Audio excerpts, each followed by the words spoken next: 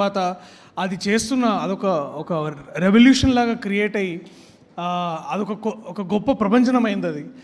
ఆ సినిమా చేసిన తర్వాత నాకు కూడా చాలా అనిపించింది, అసలు ఏంది పర్పస్, లైఫ్లో పర్పస్ ఏంది సినిమాలు చేస్తున్నాము, సినిమాల తర్వాత మళ్ళీ ఇట్లా వస్తాయా రాదా, మళ్ళీ అంత గొప్ప సినిమా నేను చేయగలనా లేదా అని ఎప్పుడో క్వశ్చన్ ఉంటుండే. అలాంటి టైంలో నాకు ఒక ఫకీర్ దొరికిండు.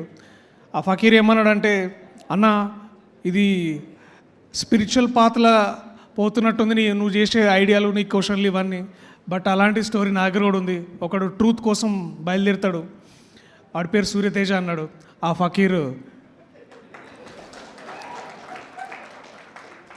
జగదీష్, ఆయన ఇంకా ఇద్దరిని వేసుకొని వచ్చిండు అనమాట, ఇంకో ఇద్దరు ఫకీర్లు. ఈయన పెద్ద అంటే వాళ్ళిద్దరు ఇంకా ఎక్కువ ఫకీర్లు ఉన్నారు బాగా. బట్ ఒక కథ చెప్పగానే నాకు ఏం చేయాలో అర్థం కాలే. అంటే చాలా చాలా గొప్పగా ఫీల్ అయినా. ఇలాంటి ఆలోచన చేస్తున్నందుకు నేనే I'm proud of you Jagadish అందాం అనుకున్నా, కానీ ఆయనే అనుకున్నాడు కాబట్టి నేను కొత్తగా చెప్పాల్సిన అవసరం లేదు. But I'm really proud of you రా. చాలా చాలా గొప్ప రైటింగ్ ఇది. అండ్ మీ ముగ్గురిని చూస్తే అదే అనిపిస్తుంది, కార్తికేయ, జగదీష్ అండ్ వంశీ. మొన్న ఒక సిరీస్లో ఒక డైలాగ్ ఉంది, అది ఇప్పుడు చెప్తా. రైటర్ బాప్ హోతా హై, బాప్. So it was so good. So వీళ్ళు ముగ్గురు కలిసి కథలు ఎన్నో రాసుకున్నారు, కవితలు ఎన్నో పాడుకున్నారు, కాలాలు దాటారు, యుద్ధాలు చేశారు కోర్టు కోసం.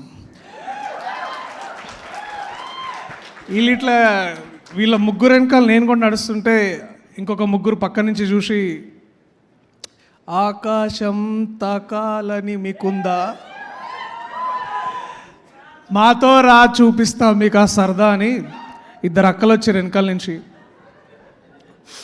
దీప్తి అక్క అండ్ మా ప్రొడ్యూసర్ ప్రశాంతి గారు వచ్చి, సరే దాబేట మీరేంది ఇప్పుడు ఆకాశం దాకా వెళ్దాం అనుకుంటున్నారా, సరే మనం ట్రై చేద్దామంటే, సరే దాదా అని ఒక రాకెట్లో కూర్చోబెట్టారు అనమాట. ఆ రాకెట్కి మేమందరం కూర్చుంటే దాన్ని నడిపించింది మా నాని అన్న.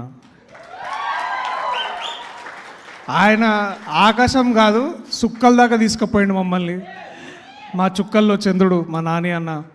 థ్యాంక్స్ అన్న. ఇది మీరు నమ్మకపోయి ఉంటే ఇక్కడ దాకా వచ్చి ఉండేది కాదు. అది అందరం చెప్తున్నాం, మళ్ళీ చెప్తున్నాం. ఇది మళ్ళీ చెప్పుకోవడంలో మాకు గర్వమే ఉంది, కానీ ఇదేదో రిపీటెడ్గా అని ఏ రోజు అనిపిస్తలేదు.